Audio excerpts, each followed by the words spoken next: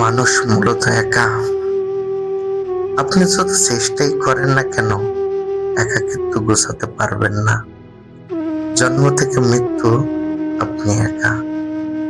মাঝের জার্নিটাই শুধু আপনাকে কিছু লোক সঙ্গ দিবে বলে কথা দেয়। আসলে কেউ সঙ্গ দেয় না, সবাই স্বার্থ ফুরালে চলে যায়। তারপরে আপনি আবার একা হয়ে যান। আর কিছু মানুষ স্বেচ্ছায় একা হয়ে যায়। কি অদ্ভুত, তাই না? সবকিছু থেকে নিজেকে সরিয়ে এক নিঃসঙ্গ জীবন বেছে নেয়, যেন একা থাকার মতো আনন্দ এই পৃথিবীতে আর কিছু নেই।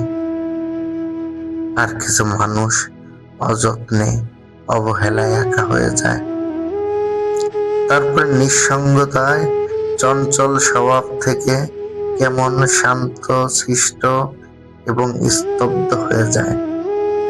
মানুষ মূলত একা, এটা বুঝতে আমাদের পুরো জীবন কেটে যায়।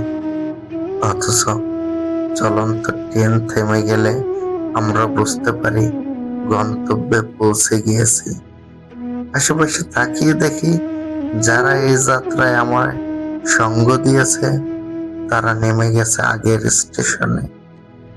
চা পান সিগারেটের আড্ডায় মাতোয়ারা ছিলাম একসাথে, এখন আমি একা। আসলে আমাদের গন্তব্যে আমাদের একাই যেতে হয়। কেউ সাথে থাকে না, কেউ সঙ্গ দেয় না।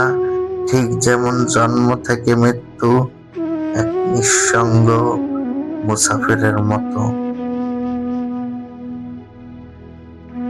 মানুষ মূলত একা। লিখেছেন ফাহমিদ হাসান।